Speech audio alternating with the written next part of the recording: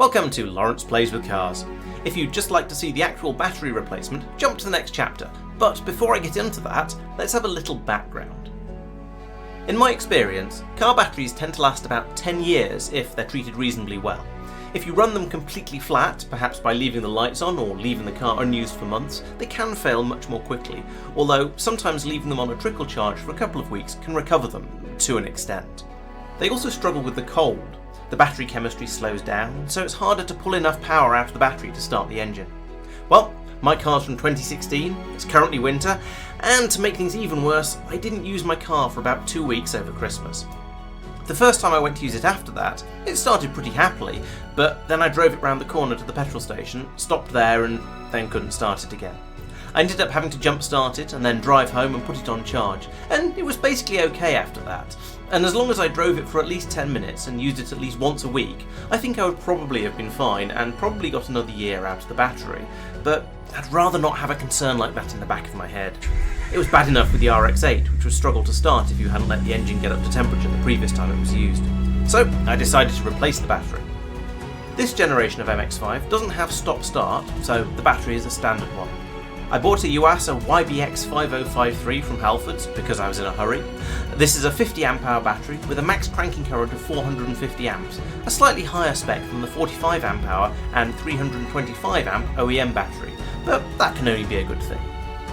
The good news is that replacing a battery in a car is a nice simple job, and for this one the only tool you need is a 10mm spanner, ideally a ratchet one, and possibly a knife if the battery terminal cover gets stuck like mine did. Let's get started. The first step is to release the bonnet by pulling the lever behind the driver's side door. This will pop it up slightly, and you can then release the catch by pushing the lever in the middle to the side. Lift the bonnet up and secure it with the support. The next step is to disconnect the two battery leads. For safety, you should always disconnect the negative first, because the car's chassis and pretty much all exposed metal in the engine bay is grounded to the battery negative.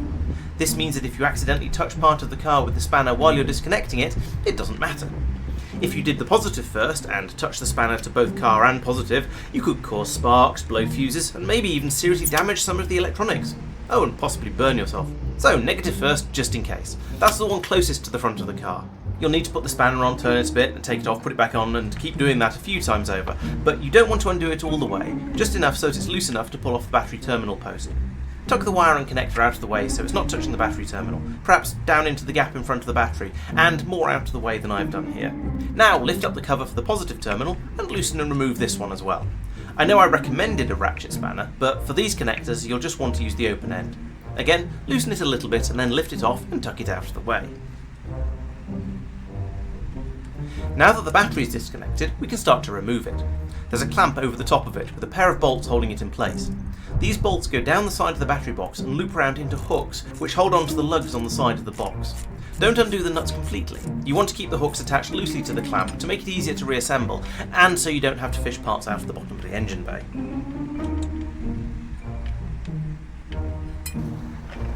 Loosen both nuts until you can release the hooks from the box and then lift the clamp off.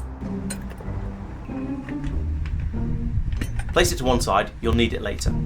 Now you can lift the battery out. My original battery didn't have a handle on the top, which made it quite awkward to lift out, so I would recommend pulling out the plastic and foam padding first to give your fingers a bit more room to get a grip on the battery. This isn't the first car battery I've seen without a handle, but it annoys me every time. Once you've pulled the old battery out, you can give the inside of the tray a clean if you want, if it needs it, and then it's do everything again, but backwards. Put the new battery in first. You see what I mean about a handle making this so much easier? Once again, the negative terminal goes towards the front of the car.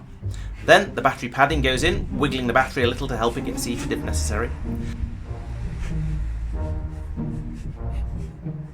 Next up is the fiddly part. The battery clamp goes back on the top, and you'll need to hook the hooks back onto the lugs on the side. I found the best way to do this was to start with one hook, get it nicely in position, and then spin the nut finger tight to hold it loosely in there. That was enough to keep it in place while I did the same on the other side.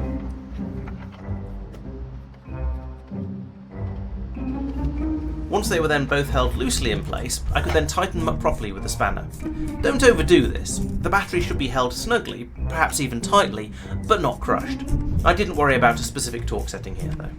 The final step is to connect the battery terminals again, and this should be nice and straightforward. If the terminals have plastic covers, take them off, and then starting with the positive, place the connector over the battery terminal and cinch it tight with the spanner.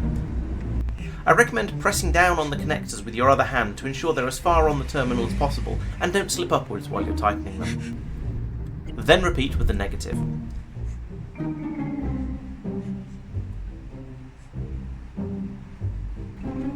I did run into an odd problem here though. The Yuasa battery I was using had very narrow terminal pegs, much smaller than the ones on the original battery, but it came with spacers that could go over the pegs to pad them out to the correct size for the car.